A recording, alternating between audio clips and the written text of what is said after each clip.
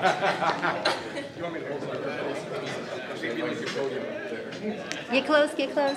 Yeah, you gotta get close. Oh, come on. Is it the wrong one? It's not too long. Alright, well, first and foremost, I would like to thank Mike for still having me up here. Based on what happened earlier today, if you haven't heard, Mike's vest was a little wrinkled, so he asked me to fix it for him. So I took a hot iron to it, and completely melted the side. And then I fixed it. I went to Men's Warehouse and I got him the same one. So, you know, I helped him out there, but that's why I appreciate him still having me up here. It's on my Facebook, it's my status right now, so. So this is my first best man speech, so naturally I'm a little bit nervous, but if anyone else here is nervous or apprehensive or worried, that means you probably just married Mike. So, Mike. I don't like to call myself Mike's friend or BFF. I call myself Mike's brother. And I have two younger siblings by birth. But as an older brother, I always looked to Mike as a model of good ideas. Everything from making peanut butter and pepperoni sandwiches when we would study for biology senior year of high school in Zavos class, to convincing myself, Christoph, and Ryerson to take our shirts off and paint rams on our chests in the dead of winter and walk around outside and have random people take pictures of us. It's in the yearbook, so I actually have this for blackmail for future references. And I think one of Mike's prouder moments in life was when he called me one day. He was ecstatic. He had just finished an entire semester's worth of work for a master's course, mind you, in less than 24 hours. So, sorry, Mr. Galloway, this is how you found out that your son made it through college. All that money.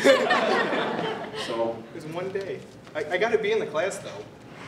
you did get to be in the I class. don't know how. There's nothing you can say to me today that's going to make me feel any worse than I already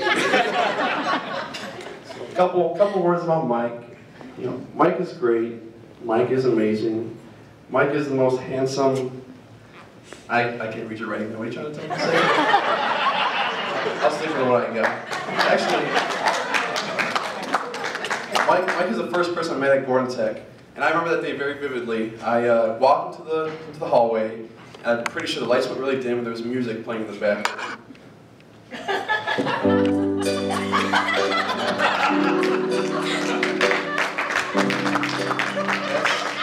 That was our first encounter.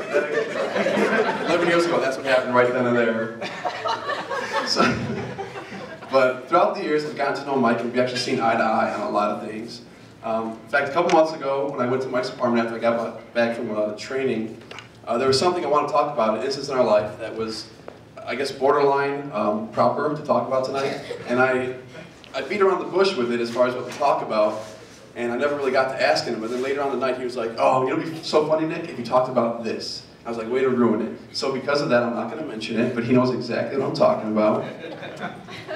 And because of that moment, he told me that if I wouldn't say it in front of Mom, to not say it at all. So my speech was cut in half. Oh, come on. Now on to the romantic stuff. Megan, when I first met you, I immediately looked at Mike, and I knew he was one lucky man. And then we had met at the Lewis Courtyard, talked a little bit. I know exactly what you were wearing. You were wearing like some cargo pants. My fatigues my and your military absolutely. gear. I remember that. You started talking about paintballing and all the stuff you're doing with Lamont Police. I was like, she's pretty cool. And then when you left and you exited those doors, I slapped him. I was like, all right, bro. You are one lucky guy. That's what I said, and from then on I knew that Megan would be the one sitting next to you today.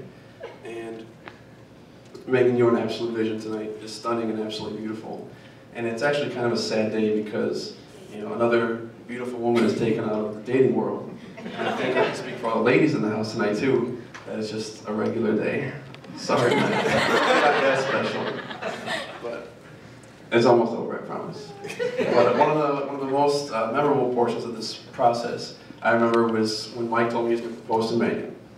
And like mature adults, the phrase he used for when Megan said yes to his proposal was blueberry pancakes. I don't know how that happened, but it's blueberry pancakes.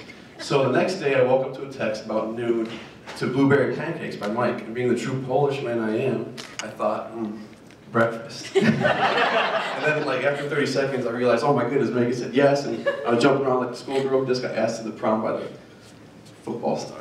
But I really do wish you guys many years to come, many decades to come.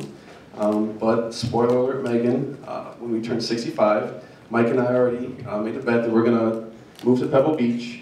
You already have a wooden sign that says no girls allowed, but since I know how much Mike loves and adores you, I made the exception that you could come visit us at Christmas if you bring us presents. So, again, if everybody would raise their glasses, toast to Megan and Mike. I love you both dearly.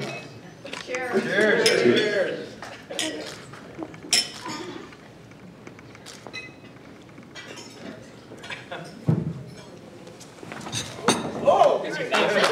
No, we're good.